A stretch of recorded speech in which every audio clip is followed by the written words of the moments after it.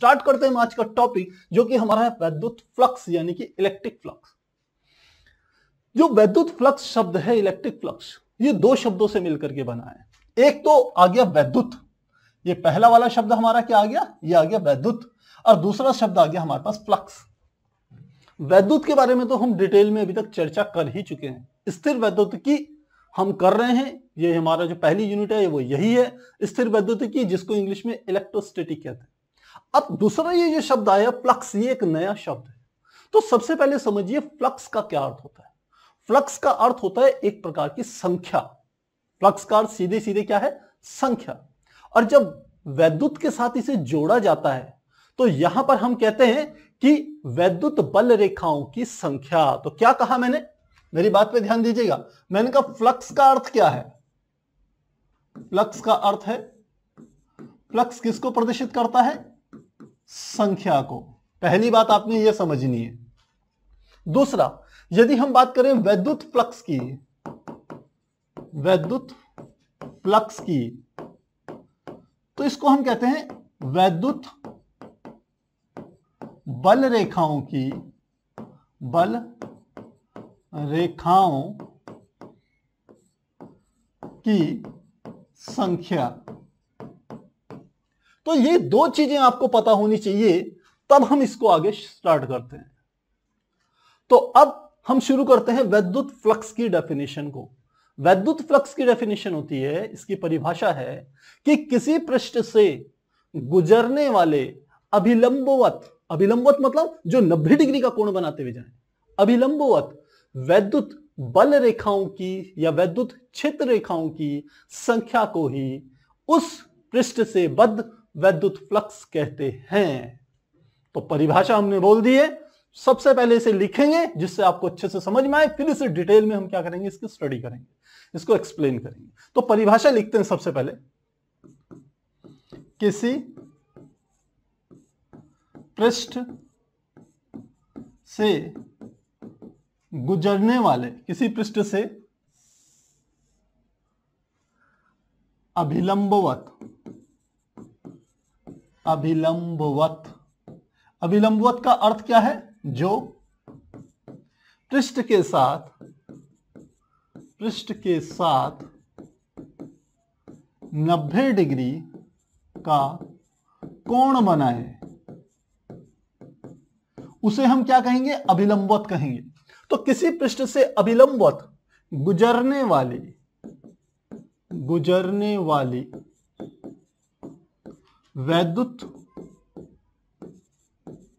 क्षेत्र रेखाओं, क्षेत्र रेखाओं, और इसी को आप जानते हैं वैद्युत बल रेखाएं भी कहते हैं। तो एनसीईआरटी में क्षेत्र रेखाएं टाइटल दिया गया है, और आप अन्य बुक्स में देखेंगे तो बहुतों में इसको बल रेखाएं कहा है, दोनों एक ही बात है। तो किसी पृष्ठ से अभिलंबवत, पृष्ठ के साथ 90 डिग्री का कोण बनाए, अभिलंबवत मतलब जो पृष्ठ के साथ 90 डिग्री का कोण बनाए, गुजरने वाली वैद्युत बल रेखाओं या वैद्युत क्षेत्र रेखाओं की संख्या को, संख्या को उस पृष्ठ से बद्ध, पृष्ठ से बद्ध, पृष्ठ से बद्ध मतलब पृष्ठ से जुड़ा हुआ, पृष्ठ से बद्ध वैद्युत फ्लक्स कहते हैं, वैद्युत फ्लक्स कहते हैं। और इसको प्रत्येक प्रदर्शित किससे करते हैं, इसे फाई या फाई ई से प्रदर्शित करते हैं, प्रदर्शित करते हैं, तथा यह एक कैसी राशि है, अदिश राशि है। ध्यान रखना प्यारे बच्चों, अदिश राशि है।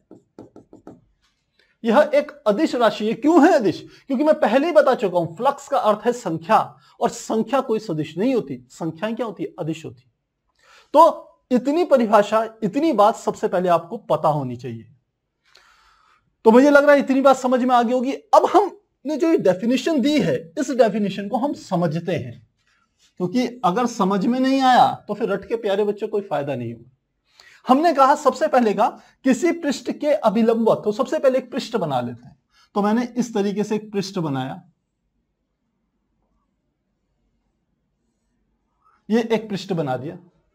तो किसी पृष्ठ के अभिलंबत गुजरने वाली वैद्युत क्षेत्र रेखाएं, तो पृष्ठ के अभिलंबत जो क्षेत्र रेखाएं गुजरेंगी वो इस प्रकार से होंगी। एक ये गुजर गई, ये पृष्ठ के क्या है, अभिलंबत है, यानी कि पृष्ठ से 90 डिग्री का कोण बनाते हुए बाहर निकल रही है। तो ये कौन सी है, वैद्युत क्षेत्र रेखाएं या वैद्युत बल रेखाएं हैं। तो इस पृष्ठ का जो भी हम पृष्ठ ले रहे हैं, मान लेते हैं इस पृष्ठ का जो क्षेत्रफल है, यहां पे लिख रहे हैं पृष्ठ का क्षेत्रफल हम क्या ले रहे हैं, बराबर क्या है, ए। अब यहां पर एक आपको इंपॉर्टेंट चीज और मिलेगी। आप जब क्लास 11th में हम चर्चा करते थे तो वहां पर क्लास 11th में हम क्षेत्रफल को कभी भी सदिश रूप में सामान्यतः लेते नहीं थे, क्षेत्रफल की कोई दिशा नहीं लेते थे। लेकिन यहां पर जो पृष्ठ है, जिसका कोई ना कुछ क्षेत्रफल होगा, पृष्ठ आप समझते ही हो, ये हमारा जो बोर्ड है, इस बोर्ड का ये बाहर का हिस्सा, ये एक पृष्ठ है। मेरी हथेली है, इस हथेली का ये चपटा वाला हिस्सा, ये एक पृष्ठ है। आपके पास कोई बुक है, उस बुक का कोई पेज खोल लीजिए, वह क्या है, एक पृष्ठ है। तो उस पृष्ठ का जो क्षेत्रफल होगा, पृष्ठ का क्षेत्रफल, यदि पृष्ठ जैसे ये बोर्ड है, ये हमारा एक आयताकार है, तो इसकी लंबाई और चौड़ाई का यदि गुणनफल कर दिया जाए तो वह हमें मिल जाता है पृष्ठ का क्षेत्रफल। तो हमने कहा पृष्ठ का क्षेत्रफल को हम ए से प्रदर्शित करते हैं। और ध्यान रख रहे हैं कि यहां पर आपको एक बात समझनी है कि पृष्ठ का क्षेत्रफल एक सदिश राशि है। क्या कहा मैंने, एक इंपॉर्टेंट बात यहां पर, पृष्ठ का क्षेत्रफल एक सदिश राशि है जिसकी दिशा, अब यदि सदिश राशि है तो परिमाण तो आप लंबाई गुणा चौड़ाई से निकाल लोगे, लेकिन दिशा क्या होगी ये बता रहा हूं, जिसकी दिशा पृष्ठ के लंबवत बाहर की ओर होगी, बाहर की ओर होगी। अब इस चीज को भी बड़ी इंपॉर्टेंट तरीके से आपने समझना है कि बाहर शब्द का क्या अर्थ है। बाहर शब्द का अर्थ है कि ये बोर्ड है, या आप कॉपी का एक पेज ले लीजिए। अब उस कॉपी के पेज को मान लो हम यही ले लेते हैं, हमने एनसीईआरटी की ये बुक ले ली है। अब इस एनसीईआरटी की बुक में हमने क्या करा कि इसका ये वाला पृष्ठ है, इस पृष्ठ से क्या होगा, इसके जो पृष्ठ की जो दिशा होगी, इस पृष्ठ के लंबवत बाहर की तरफ होगी, आपकी तरफ होगी। तो आप सोचोगे कि सर ये पीछे की तरफ क्यों नहीं होगी, इस डायरेक्शन में क्यों नहीं होगी। तो आपने हमेशा ध्यान रखना है, आप जिस तरफ खड़े हैं, जिस तरफ से आप इसकी दिशा देखेंगे, पृष्ठ की दिशा उसी तरफ होगी। यदि मैं इसकी बैक पोर्शन को आगे कर लूं, या मैं इस किताब के पीछे की ओर ऐसे चले जाऊं, अब मैं इस किताब को ऐसे देख रहा हूं, तो इसके पृष्ठ की डायरेक्शन अब इधर की ओर होगी। यदि मैं पृष्ठ के इस किताब को इधर की ओर ले जाऊं, तो पृष्ठ की डायरेक्शन इधर की ओर होगी। मेरे कुल मिलाकर के इतनी बात करने का केवल एक अर्थ है कि किसी भी पृष्ठ की जो दिशा होती है, क्षेत्रफल की जो दिशा होती है, वो पृष्ठ के क्षेत्रफल बाहर लंबवत तो होती है 90 डिग्री का कोण बनाते हुए, लेकिन उधर होती है जिधर की ओर ऑब्जर्वर होता है, प्रेक्षक होता है, जो कि उसको देखता है, उसे मेजर करता है। तो मेरी इतनी बात आप समझ गए होंगे। तो ये आ गया हमारा ये बात।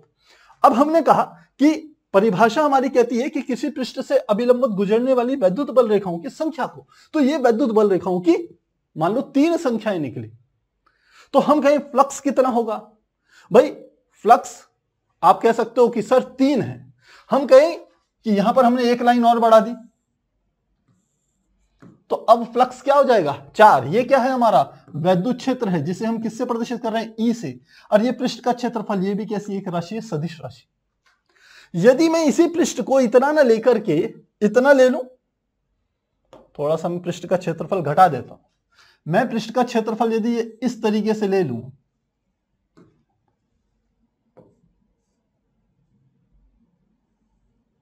ऐसे ले लूं यदि पृष्ठ का क्षेत्रफल, अब ये दूसरा पृष्ठ है, ये भी क्या है, एक पृष्ठ ही है, लेकिन इसका क्षेत्रफल इसके क्षेत्रफल से कम है। और आप देख रहे हैं इसमें से गुजरने वाली बल रेखाओं की संख्या केवल कितनी है, 2। इसका अर्थ है, और क्योंकि वैद्युत बल रेखाएं या वैद्युत क्षेत्र रेखाओं की संख्या को ही हम फ्लक्स कहते हैं, इसका अर्थ है कि जो संख्याएं हैं वैद्युत क्षेत्र रेखाओं की जो संख्या है वो इस बात पर भी निर्भर करती है कि आपने क्षेत्रफल कितना लिया है। क्षेत्रफल कम होगा तो फ्लक्स कम होगा, क्षेत्रफल ज्यादा होगा तो फ्लक्स ज्यादा होगा। पहली बात है। दूसरी बात, ये फ्लक्स किस बात पर दूसरा डिपेंड कर रहा है? वैद्युत क्षेत्र ई पर भी डिपेंड कर रहा है। यदि हम कह रहे हैं वैद्युत क्षेत्र रेखाओं की दिशा ये है, तो इसका अर्थ है कि इधर की ओर एक शक्तिशाली क्या होगा? धनावेश होगा, जिससे ये क्षेत्र रेखाएं निकल रही होंगी। या इस तरीके से बना देते हैं, इससे ये क्षेत्र रेखाएं निकल रही हैं, ये सारी की सारी। अब यदि ये इससे निकलने वाला ये जो आवेश है, क्यू आवेश, मान लेते हैं यहां पर आवेश कितना है? क्यू। यदि इसका मान बढ़ा दूं तो वैद्युत क्षेत्र का मान भी बढ़ जाएगा। देखिए, मैं चीजों को कोरिलेट कर रहा हूं जिससे आपको समझने में आसानी। कोई एक वैद्युत क्षेत्र है किसी भी आवेश के समीप, उस आवेश के द्वारा एक वैद्युत क्षेत्र तो उत्पन्न होता ही है, आप जानते हैं, हम पीछे पढ़ चुके हैं। लेकिन वो वैद्युत क्षेत्र कब शक्तिशाली होगा, कब वीक होगा, यह इस बात पर डिपेंड करता है कि उस आवेश का परिमाण कितना है। यदि आवेश है कम तो वैद्युत क्षेत्र होगा कमजोर, यदि आवेश है ज्यादा, आवेश का परिमाण है ज्यादा, तो वैद्युत क्षेत्र होगा शक्तिशाली। आप कहेंगे सर ऐसा क्यों है? ऐसा इसलिए क्योंकि आपने एक सूत्र पढ़ा हुआ है, यहां पर लिख लेते हैं। हम सूत्र जानते हैं, E बराबर होता था K या 1/4 पाई epsilon not Q upon R square. इस सूत्र में सीधे से आप देख रहे हो E अनुक्रमानुपाती है किसके? Q के। यानी कि आवेश का मान बढ़ाओगे तो वैद्युत क्षेत्र का मान बढ़ेगा। इसका अर्थ यह हुआ कि ये जो फ्लक्स है यह वैद्युत क्षेत्र पर भी निर्भर करता है। तो अब यहां से हम क्या करते हैं, इसकी मैथमेटिकल जो हमारा हम कह सकते हैं सिस्टम है, या मैथमेटिकल इसका जो फॉर्मूला है उसको प्रूफ करते हैं। हम कहते हैं कि वैद्युत क्षेत्र या वैद्युत फ्लक्स निम्न दो बातों पर निर्भर करता है। सबसे पहले किस पर? पहला, यह वैद्युत क्षेत्र के अनुक्रमानुपाती होता है, अनुक्रमानुपाती होता है। तो यहां से क्या निकला हमारा? वैद्युत फ्लक्स को हमने किससे रिप्रेजेंट करा?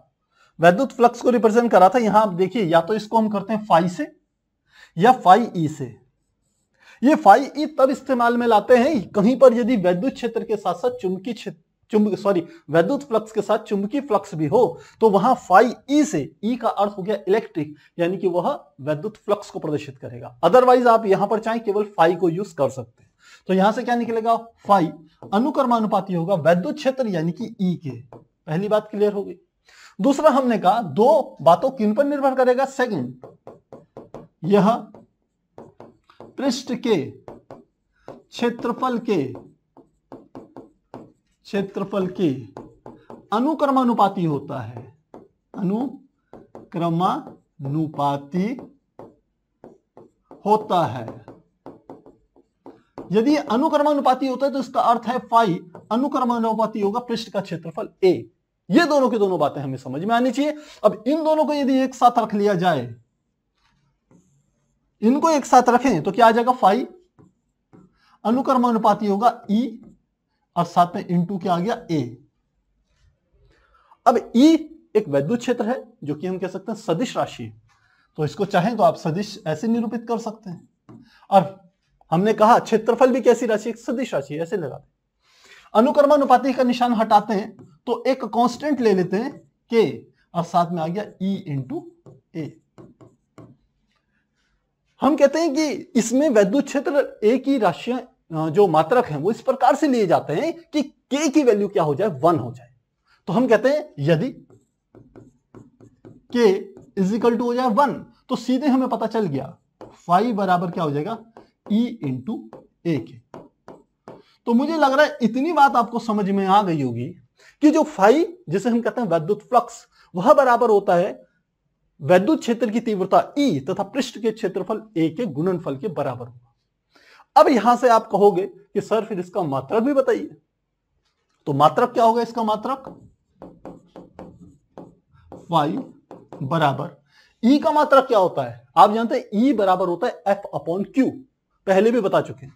तो E बराबर होता है F अपॉन Q। F यानी कि क्या है? बल, उसका मात्रक होता है न्यूटन, बटे Q यानी कि आवेश, उसका मात्रक क्या है? कूलाम। और ये ऊपर क्या है? A यानी कि क्षेत्रफल, क्षेत्रफल का मात्रक मीटर स्क्वायर। तो फाई का मात्रक क्या आ गया? न्यूटन मीटर स्क्वायर पर कूलाम। यह क्या होगा? वैद्युत फ्लक्स का मात्रक होगा। तो प्यारे बच्चों, मुझे लगता है यह बातें आपको समझ में आ गई होगी। यहां पर एक बड़ी इंपॉर्टेंट बात यह है कि हमेशा कि अभिलंबवत शब्द आ रहा है। अभी हम इस बात को समझेंगे कि यहां पर तो हमने सीधे वैद्युत बल रेखाओं को इस पृष्ठ के साथ 90 डिग्री का कोण बनाते हुए दर्शा दिया है कि यह 90 डिग्री का कोण बना है। पर यदि कहीं पर ये 90 डिग्री का कोण बनाती हुई न जाए, ये वैद्युत बल रेखा ऐसे न जाकर के ऐसे जाती होती इधर की ओर, तो क्या होता? अब हम इस बात को समझेंगे। बहुत इंपॉर्टेंट चीज है, कई जगह आपको इस चीज का यूज होगा। यहां पर हम यूज करेंगे वेक्टर को। आप जानते हैं जो हम सदिश गुणन जब करते थे क्लास 11th में, तो सदिशों का गुणन दो प्रकार से होता था। एक कहते थे अदिश गुणन, यानी कि जब दो सदिशों की गुणा करके उनका परिणामी अदिश आए, जो कि यहां पर हो रहा है। ये दो सदिशों की गुणा हो रही है, लेकिन इनका परिणामी फाई जो है वैद्युत फ्लक्स, वो अदिश राशि है, तो इसको कहते थे अदिश गुणन, स्केलर प्रोडक्ट। और दूसरा होता था सदिश गुणन, जब दो सदिशों की गुणा करने के बाद उनका परिणामी भी सदिश आता है। तो अब इसको थोड़ा और आगे बढ़ाएंगे। तब तक आप चाहें तो इसका स्क्रीनशॉट लीजिए, साथ ही मुझे अपने चैट के थ्रू बताइए कि क्या ये चीज आपको क्लियर है। यदि क्लियर है तो आगे बढ़ते हैं। तो प्यारे बच्चों, चैट सेक्शन में आप बता सकते हैं ये चीज क्लियर है। स्क्रीनशॉट लेना चाहेंगे 1 2 3 4।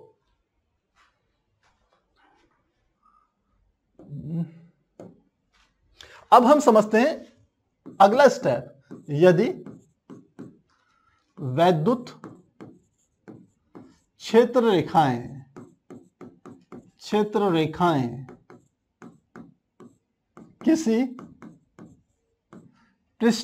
किसी पृष्ठ से गुजरते समय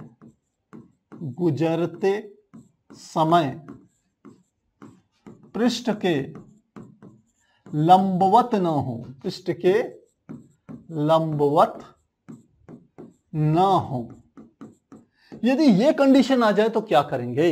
तो क्या चीज है, इसे समझिए जो मैं बताना चाह रहा हूं। मैंने कहा यहां हमने एक पृष्ठ ले लिया,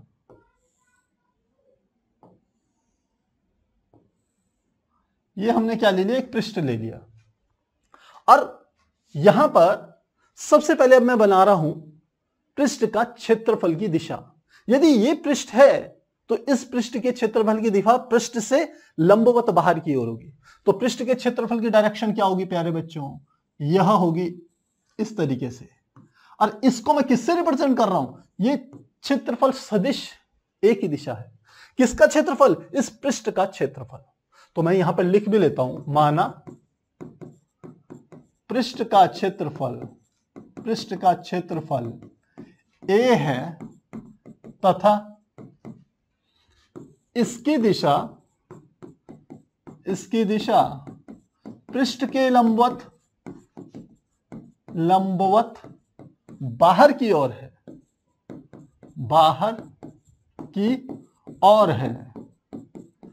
तो मुझे लग रहा है सदिश A का आपको बात समझ में आ गई होगी। सदिश A की दिशा क्या है? इस डायरेक्शन में। अब हम जो बना रहे हैं वो बना रहे हैं वैद्युत बल रेखाएं बना रहे हैं। तो वैद्युत बल रेखाएं मैं बना लेता हूं। वैद्युत बल रेखाएं देखिए इस तरीके से जा रही हैं। ये वैद्युत बल रेखाएं गई, ये वैद्युत बल रेखाएं पास हो रही हैं यहां से। ये बना दी मैंने वैद्युत बल रेखाएं या वैद्युत क्षेत्र रेखाएं। तो इसको किससे रिप्रेजेंट कर रहे हैं? वैद्युत क्षेत्र E से। अब ये वैद्युत बल रेखाएं इस पृष्ठ के साथ कुछ कोण बनाती हुई पास हो रही है, लंबवत नहीं है, 90 डिग्री का कोण नहीं बना रही। लेकिन आप यदि इसका फ्लक्स निकालेंगे, वैद्युत फ्लक्स निकालेंगे इस पृष्ठ का जिसका क्षेत्रफल A है, तो आपको डेफिनेशन कहती है कि आपको लंबवत बल रेखाएं ही लेनी है, लंबवत क्षेत्र रेखाएं ही लेनी है। तो अब कैसे लिया जाए इसमें? तो क्योंकि वैद्युत क्षेत्र एक सदिश राशि है, इसलिए हम क्या करते हैं, यह देखते हैं कि इसका कौन सा घटक इस पृष्ठ के क्षेत्रफल के साथ लंबवत है, यानी कि 90 डिग्री का कोण बना रहा है।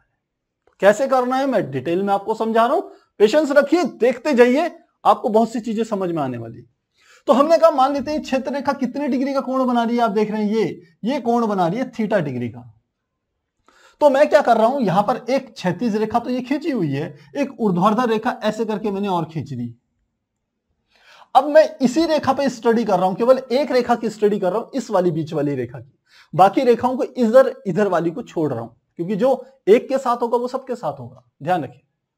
तो हमने कहा कि ये थीटा डिग्री का कोण बना रहे हैं, अब इस वाली रेखा के घटक कर रहे हैं, तो यहां से एक लंब डाल दिया यहां पर, तो ये वाला जो घटक होगा इसे हम कहते हैं ऊर्ध्वाधर घटक, आप जानते हैं, और इसका मान होता है E साइन थीटा।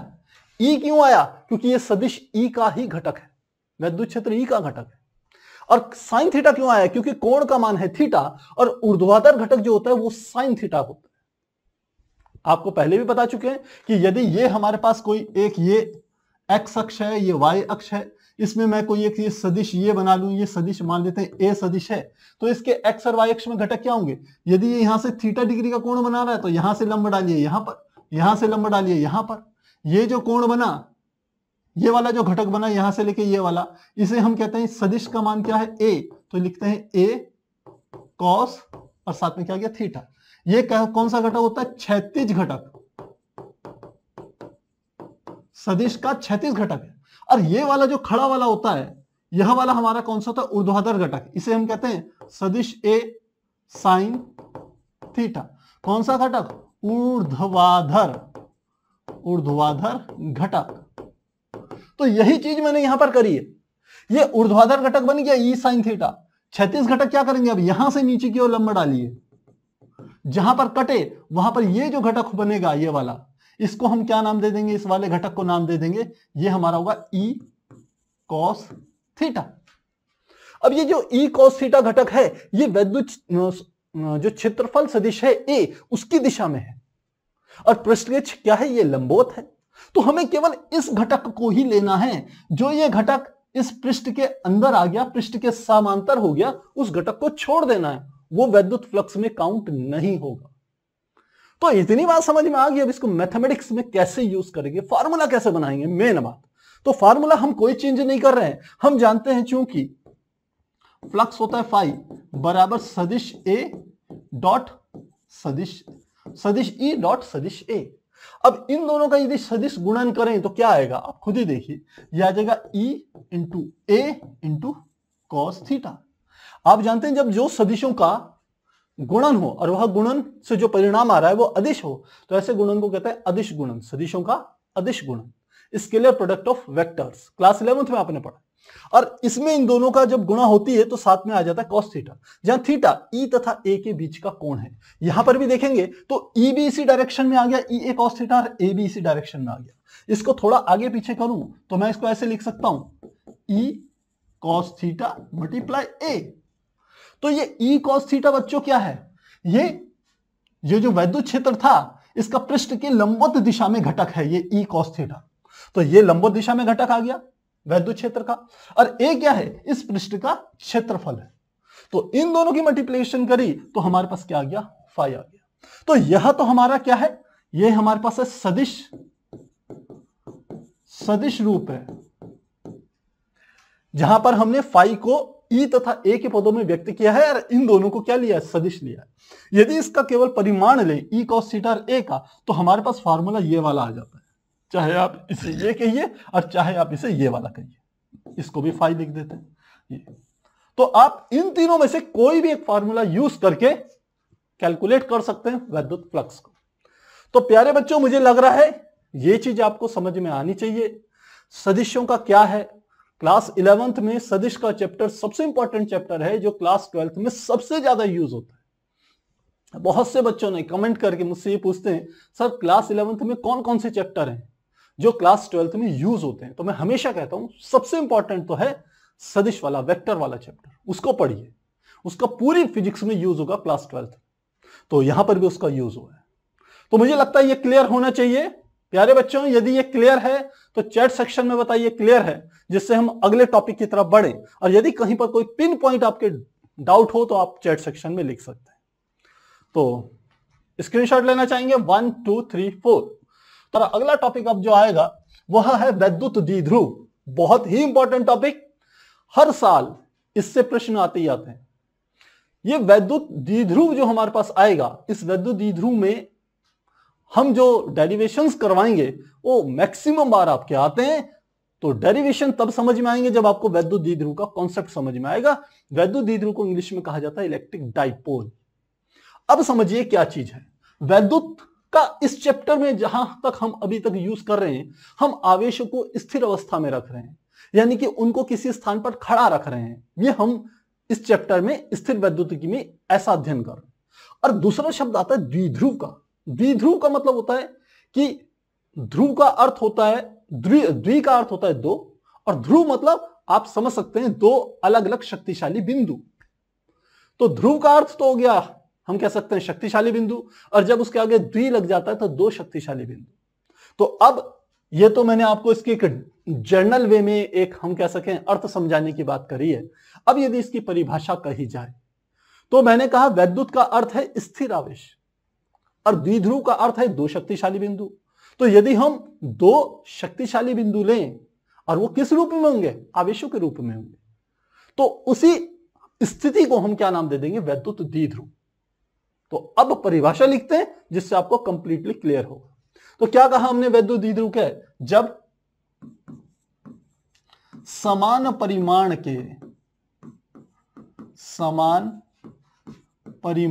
के दो विपरीत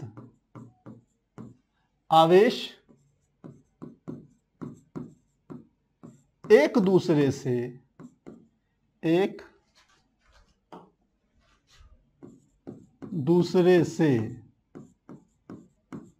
अल्प दूरी पर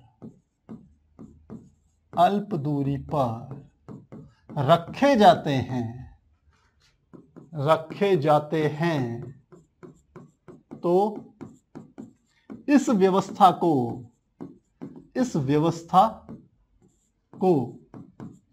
वैद्युत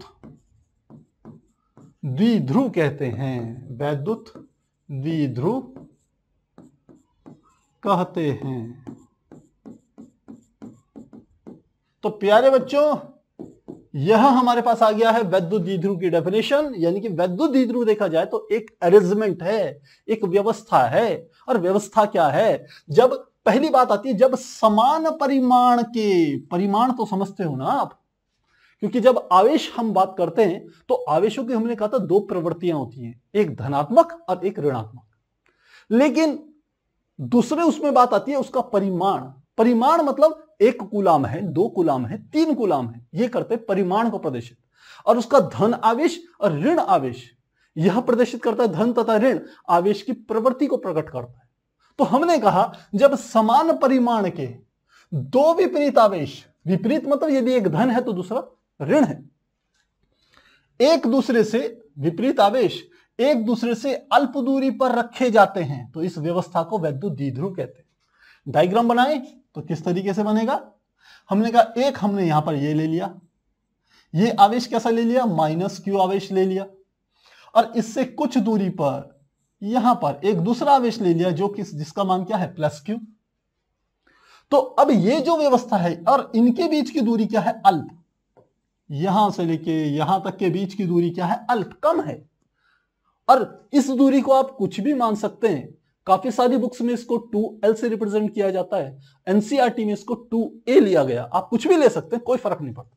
आप 2x भी ले लीजिए, 2y भी ले लीजिए, कोई फर्क नहीं पड़ेगा, बशर्ते आपको पता होना चाहिए आप क्या ले रहे हैं।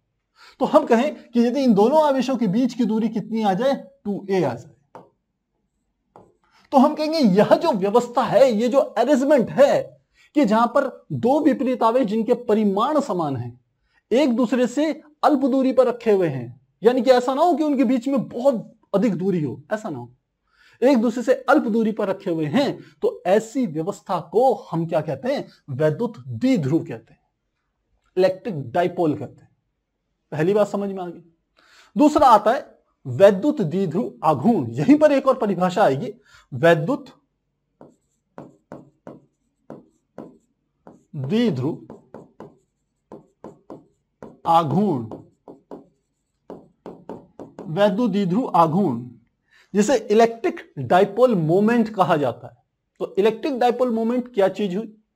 हम कहते हैं कि यदि दोनों वैद्युत द्विध्रुव के दोनों आवेशों में से किसी भी एक आवेश का परिमाण, क्योंकि आवेशों की प्रवृत्तियां अलग अलग है ना, एक धन है और दूसरा क्या है, ऋण है, लेकिन इनके परिमाण आपस में बराबर है। ये Q होगा तो ये भी Q होगा, ये Q1 होगा तो ये भी Q1 होगा, परिमाण बराबर है। यदि ये 2 कूलाम है तो ये भी 2 कूलाम होगा, लेकिन ये बात अलग है कि ये माइनस का 2 कूलाम होगा और ये प्लस का 2 कूलाम होगा। तो वैद्युत द्विध्रुव आघूर्ण की परिभाषा क्या है कि जब दोनों आवेशों में से किसी भी एक आवेश का परिमाण और इन दोनों आवेशों के बीच की दूरी जो कि 2 है, इसका गुणनफल कर दिया जाए तो हमारे पास जो राशि आती है उसी को हम कहते हैं वैद्युत द्विध्रुव आघूर्ण। अब आप कहोगे सर वैद्युत द्विध्रुव आघूर्ण का क्या यूज है क्या चीज? यह वैद्युत द्विध्रुव आघूर्ण हमें यह बताती है कि ये जो वैद्युत द्विध्रुव है यह कितना शक्तिशाली है या कितना कमजोर है, इसकी स्ट्रेंथ को बताती है, इसकी पावर को बताती है। तो डेफिनेशन लिखते हैं, हम लिखते हैं वैद्युत द्विध्रुव के किसी एक आवेश के परिमाण तथा दोनों आवेशों के बीच की दूरी के गुणनफल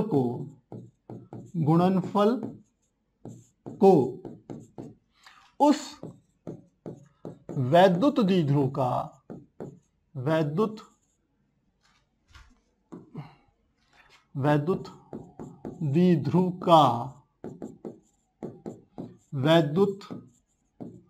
द्विध्रुव आघूर्ण कहते हैं। आघूर्ण मिटा लेते हैं, थोड़ा अच्छे से लिखते हैं इसको, वैद्युत द्विध्रुव आघूर्ण कहते हैं। इसे P से प्रदर्शित करते हैं। यह एक सदिश राशि है। तो प्यारे बच्चों डेफिनेशन हमने लिख ली। अब वैद्युत द्विध्रुव आघूर्ण को हम कैलकुलेट करेंगे। हमने 2 बातें यहां पर कही कि पहली बात तो इसे P से रिप्रेजेंट करते हैं और दूसरी इंपॉर्टेंट बात यह एक सदिश राशि है। तो हम कहें वैद्युत द्विध्रुव आघूर्ण क्या होगा, हम लिखते हैं वैद्युत द्विध्रुव आघूर्ण, जिसे किससे रिप्रेजेंट कर रहे हैं, P से।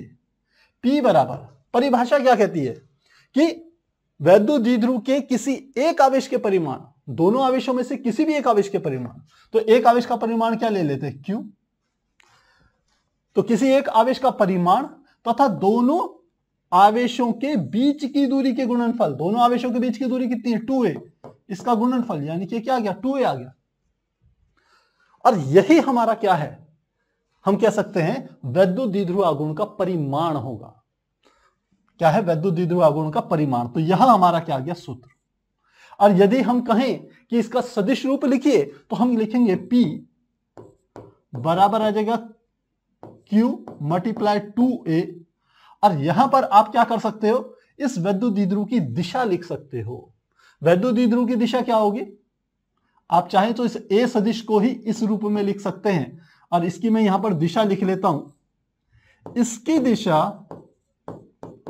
इसकी दिशा हमेशा माइनस Q आवेश से प्लस Q आवेश की ओर होती है। तो डायरेक्शन आपको पता होनी चाहिए कि इसकी दिशा माइनस क्यू से प्लस क्यू की ओर होगी, यानी कि जो पी की डायरेक्शन होगी, ये पी जो कि एक सदिश है, इसकी डायरेक्शन क्या होगी, इधर से इधर की ओर होगी, माइनस से प्लस की ओर होगी, यानी कि वैद्युत क्षेत्र की दिशा की अपोजिट डायरेक्शन क्या होगी, वैद्युत द्विध्रुव आघूर्ण की दिशा होती है। यहां पर लिख लेते हैं। तो अब इसकी बात आती है इसका मात्रक क्या होगा। तो हम जानते हैं चूंकि मात्रक की बात करें तो P बराबर है Q multiply 2A, Q multiply 2A। तो इसको आप ऐसे भी लिख सकते हैं, P बराबर 2QA, ऐसे भी लिख सकते हैं, जरूरी नहीं है कि ये लिखना है। तो P बराबर 2QA आ गया, और साथ में हमने आपको कहा इसका मात्रक लिखना है, तो मात्रक क्या लिखेंगे, इसका मात्रक आ गया कूलाम, और ये A क्या है, दूरी है, तो ये क्या आ गया, मीटर, तो इसका मात्रक क्या आ गया, कूलाम मीटर, ये इसका मात्रक होगा, सदिश राशि। अब बहुत बार बच्चे एक बात में कंफ्यूज होते हैं, और बहुत से बच्चों के दिमाग में प्रश्न आता है, सर दूरी 2A क्यों ली, आप इस दूरी को A भी तो ले सकते थे ना। तो हम कहेंगे बिल्कुल ले सकते थे, इस दूरी को A भी लिया जा सकता है, X भी लिया जा सकता है, L भी लिया जा सकता है, जरूरी नहीं है कि 2 के साथ मल्टीप्लाई। लेकिन आप देखेंगे जब ये डिस्टेंस 2A ली जाती है तो आगे के कुछ डेरिवेशंस में आपकी जो कैलकुलेशन होती है वो आसान हो जाती है। तो कैलकुलेशन को आसान करने के लिए माइनस क्यू आवेश और प्लस क्यू आवेश जिनके कारण की एक वैद्युत द्विध्रुव का निर्माण हो रहा है, उनके बीच की दूरी हम 2A लेते हैं, चाहे आप 2A लीजिए, 2L लीजिए, 2X लीजिए, लेकिन हमेशा आगे उसके 2 रहता है, जिससे आगे की कैलकुलेशन क्या हो, आसान। तो प्यारे बच्चों, मुझे लगता है ये चीज आपको समझ में आ गई होगी। वैद्युत द्विध्रुव इंपॉर्टेंट टॉपिक है और अभी हम इसको आगे थोड़ा सा और डिस्कस करेंगे। तो यदि आपके कहीं पर कोई डाउट हो तो प्यारे बच्चों चैट सेक्शन में आप लिख सकते हैं। आप लोग बहुत मेहनत कर रहे हैं, बहुत अच्छी बात है। स्क्रीनशॉट लेना चाहेंगे 1 2 3 4। अब हम चलते हैं आगे, क्योंकि यहां तक आपके कोई डाउट नहीं है। अब आगे का एक और डेरिवेशन करते हैं। वैद्युत द्विध्रुव के कारण क्षेत्र कौन सा क्षेत्र है, वैद्युत क्षेत्र। तो यहां पर एक चीज छूट गई, ये क्या है, वैद्युत क्षेत्र। ये वैद्युत क्षेत्र की बात कर रहा है, यानी कि electric field due to electric dipole. अब एक जो वैद्युत द्विध्रुव है, क्योंकि उसमें 2 आवेश हैं, एक आवेश ही क्या करता है, वैद्युत क्षेत्र उत्पन्न करता है। तो 2 आवेश क्या करेंगे, अपने अपने वैद्युत क्षेत्र उत्पन्न करेंगे। तो उन दोनों आवेशों के कारण, जो कि वैद्युत द्विध्रुव के रूप में स्थित हैं, उनके कारण विभिन्न बिंदुओं पर वैद्युत क्षेत्र की तीव्रता क्या होगी, अब हम ये डेरिवेशन करेंगे। और इस डेरिवेशन को जब करते हैं तो मेनली एनसीईआरटी में इसको 2 हम कह सकते हैं हिस्सों में बताया गया है। पहला है वैद्युत द्विध्रुव की अक्षीय स्थिति पर, जिसको कि उन्होंने, मेरे को लगता है वो ये बड़ी शुद्ध हम कह सकते हैं भाषा इसमें इस्तेमाल करते हैं। तो देखें, कोई वैद्युत द्विध्रुव के लिए कुछ भाषा इन्होंने अलग सी यूज करी है। हाँ, अक्ष पर स्थित बिंदु ही बोला है, कोई नई चीज नहीं बोली है। तो वैद्युत द्विध्रुव के कारण वैद्युत क्षेत्र निकालेंगे। सबसे पहला हम ले रहे हैं अक्ष पर स्थित। जब अक्ष पर, या इसको पूरा सा लिख लेते हैं, वैद्युत द्विध्रुव की अक्ष पर स्थित किसी बिंदु पर वैद्युत क्षेत्र की तीव्रता, वैद्युत क्षेत्र की तीव्रता ज्ञात करना, तो इसको करते हैं प्यारे बच्चों। अब पहली बात आती है कि आखिर वैद्युत द्विध्रुव की अक्ष क्या हुई। तो अभी हमने ये डेरिवेशन किया, ये जो दोनों आवेशों को मिलाने वाली जो एक रेखा है, ये वाली जो रेखा है, यह जो रेखा है, ये कहलाती है वैद्युत द्विध्रुव की अक्ष। तो इसको लिख लेते हैं, ये क्या है, वैद्युत द्विध्रुव की अक्ष। कौन सी है? ये जो रेखा है ये वैद्युत द्विध्रुव की अक्ष है, चाहे वो इधर की ओर हो चाहे इधर हो। तो दोनों आवेशों को मिलाने वाली रेखा को यदि दोनों तरफ बढ़ा दिया जाए तो एक जो सीधी रेखा प्राप्त होती है उसी को हम वैद्युत द्विध्रुव की अक्ष कहते हैं। तो अब मुझे लगता है कि जो हमारे डेरिवेशन है ये अब आपको समझ में आ रहा होगा कि ये क्या कहना चाह रहा है। ये कहना चाह रहा है कि एक वैद्युत द्विध्रुव लेते हैं, हमने यहां पर एक वैद्युत द्विध्रुव लिया, ये वाला आवेश हमने कहा कौन सा आवेश है, मान लेते हैं ये बिंदु है ए, और इस ए बिंदु पर क्या आवेश रखा हुआ है, हमने कहा माइनस क्यू आवेश रखा हुआ है। इससे कुछ दूरी पर यहां पर एक दूसरा बिंदु ले लिया बी, इस पर क्या आवेश रखा हुआ है, मान लेते हैं प्लस क्यू आवेश रखा हुआ है। इन दोनों को यदि आपस में मिलाया जाए तो हमने कहा इन दोनों के ए तथा बी के बीच की जो दूरी है वह हमने ली थी 2a, तो इस डिस्टेंस को हमने कहा ये कितना है 2a है। अब हम इसकी अक्ष बना रहे हैं, तो अक्ष क्या बनानी है, इधर की ओर भी इसी लाइन को बढ़ा दीजिए और इधर की ओर भी इस लाइन को बढ़ा देते हैं, ये बढ़ा दिया। तो इसकी अक्ष पर हमने यहां पर एक बिंदु ले लिया, इस बिंदु को हमने कोई नाम दे देते हैं, आप चाहे तो इसे P से रिप्रेजेंट कीजिए या किसी भी और बिंदु से रिप्रेजेंट कीजिए। तो हमने कहा ये बिंदु कौन सा है, P। अब इस वैद्युत द्विध्रुव के कारण जिसमें कि दो समान परिमाण के विपरीत आवेश एक दूसरे से 2a डिस्टेंस पर स्थित हैं, इस पूरी व्यवस्था के कारण इस P बिंदु पर वैद्युत क्षेत्र आपको ज्ञात करना है। काफी आसान है, पीछे के यदि आपने न्यूमेरिकल मेरे समझे होंगे तो यह आपको काफी आसान लगेगा। अब कंडीशन क्या है, A तथा B के बीच की ठीक जो मध्य बिंदु है, मान लेते हैं यह बिंदु क्या है O, और हम कहते हैं O से लेके P तक की जो डिस्टेंस है, यहां से लेके यहां तक की जो डिस्टेंस है, और मान लेते हैं वो डिस्टेंस कितनी है R। तो हमने यह भी डिसाइड कर लिया कि इस वैद्युत द्विध्रुव के मध्य बिंदु से जिस बिंदु पर आपको वैद्युत क्षेत्र की तीव्रता ज्ञात करनी है वहां तक की दूरी कितनी है R। अब हमारा ये कह सकते हैं इसका डायग्राम कंप्लीट हो गया, और अब हमें क्या निकालनी है, वैद्युत क्षेत्र की तीव्रता। अब आपने कुछ चीजों को बड़े फोकस होकर के समझना है प्यारे बच्चों। क्या चीजें समझनी है, देखिए यह माइनस क्यू आवेश भी इस P पर वैद्युत क्षेत्र उत्पन्न करेगा, और यह प्लस क्यू आवेश भी इस P पर वैद्युत क्षेत्र उत्पन्न करेगा। दोनों के परिमाण बराबर हैं, लेकिन ये P जो बिंदु है ये प्लस क्यू आवेश के समीप है। यदि ये इसके समीप है तो यह जो वैद्युत क्षेत्र उत्पन्न करेगा वो ज्यादा होगा, किसकी तुलना में, अपेक्षाकृत माइनस क्यू की तुलना में। हालांकि हम कह रहे हैं दोनों के बीच की दूरी क्या है, अल्प है, कम है, तो इसके द्वारा उत्पन्न वैद्युत क्षेत्र और इसके द्वारा उत्पन्न वैद्युत क्षेत्र में अंतर तो ज्यादा नहीं होगा, लेकिन जितना भी अंतर होगा वो ज्यादा किसका होगा, इसका होगा। तो अब इसको डिटेल में समझते हैं। हमने कहा सबसे पहले देखते हैं इस B के कारण P पर वैद्युत क्षेत्र क्या होगा। तो पहले तो वैद्युत क्षेत्र की दिशा क्या होगी इसको समझिए। एक कॉन्सेप्ट मैंने आपको कहा था कि हमेशा परीक्षण आवेश ध्यान रखना कि वो धनात्मक होता है, और वह ऐसा धनात्मक होता है कि उसका परिमाण कम से कम होता है, उसका अपना कोई, हम कह सकते हैं कि कोई अपना क्षेत्र नहीं होता। तो आप परीक्षण आवेश को अपने दिमाग में रखिए, और मान लिया मैंने इस प्लस ये P बिंदु पर वह परीक्षण आवेश रखा। परीक्षण आवेश को किससे रिप्रेजेंट करते थे, Q0 से। यहां पर मैं लिख लेता हूं अलग से, प्लस Q0, ये हमारा क्या होता था, परीक्षण आवेश। परीक्षण आवेश ध्यान रखना है आपने। तो इसकी कल्पना कीजिए कि ये यहां पर रखा है, रखना नहीं है, कल्पना करनी। तो यदि इस परीक्षण आवेश प्लस Q0 को यहां पर रखेंगे तो यह वाला जो धन आवेश होगा प्लस Q, वो इस परीक्षण आवेश पर क्या लगाएगा, प्रतिकर्षण बल लगाएगा, और बल की दिशा क्या होगी, बाहर की तरफ होगी। वो दूर भगाएगा उस बल को, इस डायरेक्शन में भगाएगा, ऐसे भगाएगा।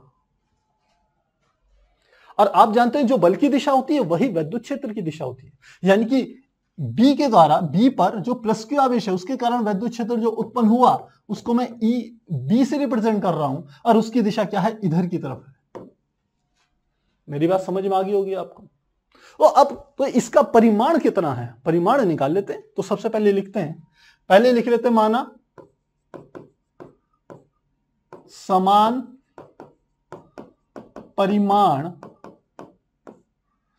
परिमाण Q के दो विपरीत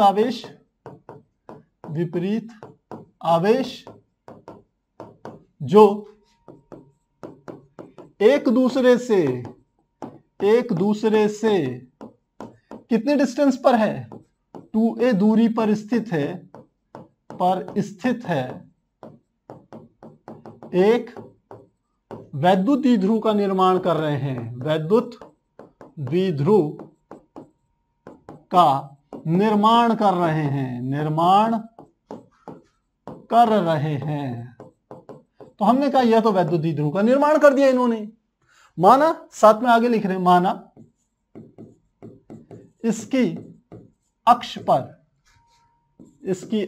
पर बिंदु P पर वैद्युत क्षेत्र की तीव्रता ज्ञात करनी है। यह हमारा प्रश्न है, ज्ञात करनी है। तो अब हमने जब ये करा तो हम लिखते हैं माना O से P की दूरी R है, माना O से P की दूरी R है, अतः तो सबसे पहले प्लस Q द्वारा P पर उत्पन्न वैद्युत क्षेत्र, तो लिखते हैं प्लस Q द्वारा P पर उत्पन्न वैद्युत क्षेत्र।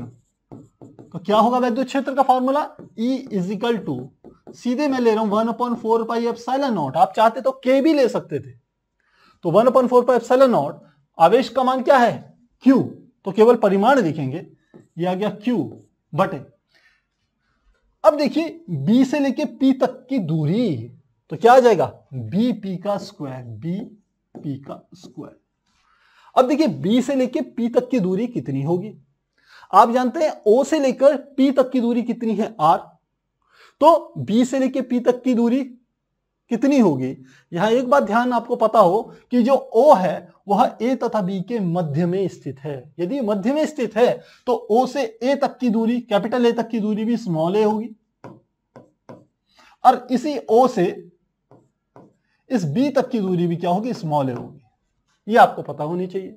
तो अब O से P तक की दूरी है R और B से P तक की दूरी निकालनी है, तो R में से यदि A घटा दूं, इतना हिस्सा घटा दूं, तो ये BP आ जाएगा। तो ये आ गया R माइनस L। तो क्या आ गया, हम कहें यहां से लेके यहां तक की दूरी होगी R माइनस L, ये दूरी R माइनस L है। तो BP का मान क्या लिख लेंगे, 1/4 पाई एप्सिलॉन नॉट Q बटे R माइनस L का स्क्वायर, क्योंकि BP का स्क्वायर था। अब बात आई आखिर इसकी दिशा क्या होगी। इसकी दिशा B से P की तरफ होगी। क्या लिखेंगे, दिशा मैं यहां पर लिख रहा हूं, B से P की ओर। देखिए सदिश का अर्थ यह नहीं है कि यहां पर केवल हम क्या करें, एक साइन लगा लें, यूनिट वेक्टर लगा लें। आपको फिजिकली पता होनी चाहिए आखिर दिशा कहां है। एग्जाम्स में जब प्रश्न आएंगे तो इसी तरीके से आएंगे कि आपको बताना पड़ेगा दाईं तरफ है, बाईं तरफ है, किधर की तरफ है। तो हमने ये निकाल लिया, तो एक चीज निकाल लिया, इसको लिख लेते हैं, मान लेते हैं यह है समीकरण 1। अब आ जाइए दूसरी स्थिति में। हमने कहा ये दूसरा बिंदु जो है A, इस पर जो माइनस Q आवेश है यह भी P पर क्या करेगा, वैद्युत क्षेत्र उत्पन्न करेगा। तो वैद्युत क्षेत्र की दिशा क्या होगी, फिर से हमने प्लस Q परीक्षण आवेश को यहां पर स्थित है ऐसी कल्पना कर ली, ऐसा मान लिया। यदि ऐसा मानेंगे तो अब ये माइनस Q आवेश इस यहां पर रखे प्लस Q आवेश को क्या करेगा, अपनी ओर खींचेगा। तो लगने वाले बल की दिशा क्या होगी, उस पर इस दिशा में लगेगा, इधर की ओर आएगा। और जिस दिशा में बल लगता है वैद्युत क्षेत्र की दिशा भी वही होती है। तो अब की बार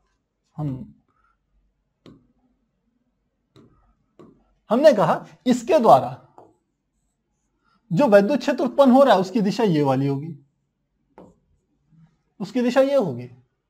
और इसका मान क्या होगा, क्योंकि ये A बिंदु पर स्थित है ये आवेश, इसलिए इसका मान मैंने कहा क्या है, EA। और यह भी कैसा है, सदिश है। अब यहां पर आप थोड़ा ध्यान देंगे तो मैंने प्लस वाले EA को थोड़ा लंबाई में कम बनाया है, किसकी अपेक्षा, EB की अपेक्षा। उसका मूल कारण क्या है, मैं यहां दर्शाना चाह रहा हूं कि EB का मान EA से ज्यादा होगा। क्यों होगा, क्योंकि मैं बता दिया हूं, क्योंकि ये प्लस Q आवेश माइनस Q के आवेश की तुलना में P के ज्यादा समीप है। जो ज्यादा समीप होगा वो ज्यादा क्षेत्र उत्पन्न करेगा। तो अब लिखते हैं EA का मान, तो लिखते हैं EA बराबर, तो EA के कारण कितना विद्युत क्षेत्र उत्पन्न होगा, फार्मूला बिल्कुल यही वाला लगेगा, ये होगा 1/4πε0। मान कितना है इसका परिमाण Q बटे अब A से लेके P तक की दूरी यानी कि AP का स्क्वायर, ये आ गया। अब ये हमको निकालना है तो क्या करेंगे, AP का स्क्वायर की वैल्यू हमें निकालनी है, तो AP A से लेके P तक की दूरी, आप जान रहे हैं कि O से लेके P तक की दूरी तो कितनी है R, इस O से लेकर के P तक की दूरी बच्चों कितनी है R, और इस O से लेके A तक की दूरी कितनी है A, तो A से लेके P तक की दूरी कितनी हो जाएगी R प्लस A, तो मैं लिख लेता हूं यहां पर ये R प्लस A, ये डिस्टेंस। तो वैल्यू पुट करें AP की वैल्यू तो क्या आ जाएगा, EA is equal to 1/4πε0 Q बटे R प्लस A का स्क्वायर, और इसकी दिशा साथ में हमें और लिखनी है, इसकी दिशा क्या है, P से A की ओर, तो यहां पे लिखते हैं P से A की ओर, ये मैंने इसकी दिशा भी लिख ली, जैसे मैंने यहां पर दिशा लिखी थी वैसे ही मैंने क्या कर लिया, यहां पर इसकी दिशा लिखी। अब EA तथा EB दोनों सदिश राशियां हैं, यदि सदिश हैं तो इनका जो योग होगा इनके सदिश योग के बराबर होगा, तो लिखते हैं अतः P पर परिणामी वैद्युत क्षेत्र, परिणामी वैद्युत क्षेत्र को मैं E से रिप्रेजेंट कर रहा हूं, और E बराबर क्या हो जाएगा, ये हो जाएगा किसका मान ज्यादा है, EB का मान, दोनों विपरीत दिशाओं में तो घटेंगे, ये इस दिशा में ये इस दिशा में तो घटेंगे, इनका अंतर आएगा, तो बड़ा कौन सा है EB माइनस क्या आ जाएगा EA, इसको चाहो तो सदिश रूप में ऐसे लिख लो। तो अब क्या लिखते हैं, यदि मैं कहूं इसका परिमाण निकालूं, पहले दिशा तो मुझे पता ही है, जिसका मान ज्यादा होगा वही दिशा होगी, परिणामी की दिशा वही होगी, तो पहले परिणामी निकालते हैं। EB का मान कितना है, EB का मान यहां से आप देखिए, ये हमने निकाला था EB, ये B वाला था, EB का मान 1/4πε0 Q upon R minus L का square, 1/4πε0 Q upon R minus L का स्क्वायर, और साथ में क्या आ जाएगा माइनस EA का मान यहां से रख लेंगे, तो EA का मान क्या आ जाएगा, देखिए ये समीकरण 1 ली है, अब इसको ले लेते समीकरण 2, तो यहां पर लिखते हैं इसी के आगे समीकरण 1 व 2 से मान रखने पर, तो मान रख रहे हैं, EA EB का मान हमने रख दिया, EA का मान है 1/4πε0 Q बटे R प्लस A का स्क्वायर। अब देखिए इनमें क्या क्या कॉमन है, 1/4πε0 कॉमन है, Q इसमें भी है इसमें भी है, इस सबको कॉमन ले लेंगे और अंदर रह जाएगा 1/R माइनस L का square minus 1/R plus A का स्क्वायर, सॉरी ये L आ गया, ये हमने थोड़ा यहां पर गड़बड़ कर दिया, R माइनस L नहीं, ये डिस्टेंस हमने ली थी A, तो ये आ जाएगा R माइनस A, तो यहां पर आ जाएगा R माइनस A, ध्यान रखना ये आ गया R माइनस A, जो साइन आप लो वही लिखना है और कोई नई बात नहीं। तो हम इसको आगे सॉल्व कर रहे हैं, हमने कहा इन दोनों में कॉमन है Q और 1/4πε0 दोनों कॉमन है, तो आगे करते हैं, हम निकाल रहे हैं E is equal to 1/4πε0 multiply Q, common ले लिया, यहां आ गया 1/R माइनस L का square minus 1/R plus L का स्क्वायर, ये आ गया। अब इसको सॉल्व करना है केवल अपने ब्रैकेट को, तो ये तो मैथ्स का आसान काम है, तो Q/4πε0 कॉमन ले लिया, इसका एलशियम ले लें तो ये आ जाएगा R माइनस L का स्क्वायर गुणा R प्लस L का स्क्वायर, तो कैंची काट गुणा करनी इसकी यहां एक में, इस वाली की यहां वाले एक में, तो क्या आ जाएगा R प्लस L का square minus R minus L का स्क्वायर, ब्रैकेट बंद, सॉल्व करें तो Q/4πε0, नीचे वाले को कैसे लिख सकता हूं, ये भी स्क्वायर है ये भी स्क्वायर है, तो इसको ऐसे लिख सकते हैं R प्लस, पहले हमारा आ रहा है माइनस वाला, तो इसको लिख सकते हैं R minus L into R plus L, और इन दोनों का स्क्वायर है तो सीधे ब्रैकेट के बाहर मैंने स्क्वायर लिख लिया, कोई फर्क नहीं पड़ेगा इस चीज से।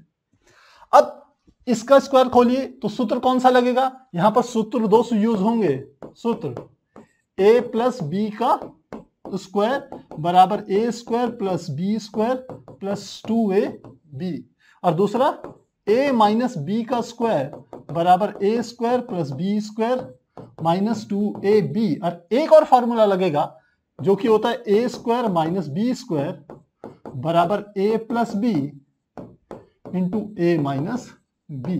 तो ये तीन सूत्र आपके यहां पर उपयोग में आएंगे। सबसे पहला आर प्लस एल का स्क्वायर यानी कि ए प्लस बी का square, A square plus B square plus 2ab, जहां ए की जगह कितना है आर और बी की जगह कितना है एल। तो फॉर्मूला खोलते हैं, R square plus L square plus 2rl, minus का निशान, आर माइनस एल का स्क्वायर कौन सा फॉर्मूला, ए माइनस बी का स्क्वायर, तो ए स्क्वायर यानी कि R square plus B square यानी कि एल स्क्वायर माइनस 2rl, ये हमने लगा लिया यहां बड़ा ब्रैकेट। अब इसको आगे सॉल्व करें तो देखिए ऊपर माइनस से इसको खोलना है, बाकी सब चीजें ऐसी की ऐसी रहेगी। तो क्या आ जाएगा, E is equal to Q upon 4 pi epsilon 0, ऊपर की ओर हमारा देखिए क्या है, Q upon 4 pi R square L square, R square plus L square plus 2rl, और माइनस से इसको खोलेंगे तो minus R square minus L square plus 2rl, तो क्या आ जाएगा minus R square minus L square plus 2rl बटे, नीचे की ओर ध्यान दीजिएगा आप, ये r minus L into R plus L, तो a plus B into A minus B, A square minus B square के बराबर होता है। तो a की जगह r और b की जगह l, तो नीचे आ जाएगा R square minus L square. ये तो किसका मान आया, केवल इतने का मान हमने निकाला है, इसके बाहर क्या है स्क्वायर है, तो साथ में क्या आ जाएगा, इसका भी स्क्वायर आ जाएगा, और यहां हमने कर दिया ब्रैकेट को बंद। अब क्या क्या चीजें कट रही है, ये आर स्क्वायर प्लस का है, ये माइनस का है, कट गया, ये एल स्क्वायर प्लस का है, ये माइनस का है, ये भी कट गया, तो क्या बच जाएगा, ये बच गया E is equal to Q upon 4 pi epsilon 0 2rl plus 2rl कितना हो गया 4rl बटे R square minus L square का स्क्वायर। इसको हम कैसे लिख सकते हैं, इसको ऐसे लिख सकते हैं 1 अपॉन 4 पाई एप्सिलॉन 0, 4 को लिख सकते हैं 2 गुणा 2, साथ में क्या लिख लिया Q, ये बार बार प्यारे बच्चों L आ जाता है, ये एक समस्या है, तो ये ध्यान रखिएगा, ये A है, ये A आएगा, पन्ना चेंज हुआ तो हमारे साइन भी चेंज हो गए, और कुछ नहीं है, ये A है बस, A यहां पर ये A आएगा, ये A आएगा, ये A आएगा, ये A, बस ये ध्यान रखना। तो ये कितना आ गया 4RA, ये R square minus A square, ये आ गया, तो कितना आ गया Q, 4 को हमने लिख लिया 2 गुणा 2, Q का Q आ गया, और साथ में क्या लिख लिया A, और मल्टीप्लाई क्या आ गया R, नीचे हमारा क्या आ गया R square minus A square का whole square, R square minus A square का होल स्क्वायर। अब देखिए हम जानते हैं क्योंकि P इज इक्वल टू होता है 2QA के, अभी बताया वैद्युत द्विध्रुव आघूर्ण इसके बराबर होता है, तो वैल्यू रखेंगे क्या आ जाएगा E is equal to 1 upon 4 pi epsilon nought, 2 की जगह आ गया 2QA की जगह आ गया P, और यहां पर क्या आ गया R बटे R square minus A square का होल स्क्वायर, इतना आ गया। तो यही हमारे पास क्या है, वैद्युत द्विध्रुव की अक्षीय स्थिति पर वैद्युत क्षेत्र की तीव्रता का सूत्र है। सारी चीजें आपको पता होनी चाहिए, P वैद्युत द्विध्रुव आघूर्ण है, R वैद्युत द्विध्रुव के मध्य बिंदु से जिस बिंदु पर अक्ष पर जो बिंदु P है उस तक की दूरी है, A क्या है 2A दोनों आवेशों के बीच की दूरी है, और R हम बता ही चुके हैं। अब यहां पर एक कंडीशन लेते हैं, हम लिखते हैं यदि जो R है R का मान बड़ा हो A से, तो इस बात का क्या अर्थ है समझिए, फिर से पीछे चल रहे हैं डायग्राम में, ये जो यहां से लेके यहां तक की दूरी है R, यदि ये काफी ज्यादा है किसके तुलना में, वैद्युत द्विध्रुव आघूर्ण की जो लंबाई है उसकी आधी लंबाई यानी कि A की तुलना में, आर का मान बहुत ज्यादा, ए का मान कम। यदि ऐसी स्थिति हो जो कि मैंने यहां लिखी है, तब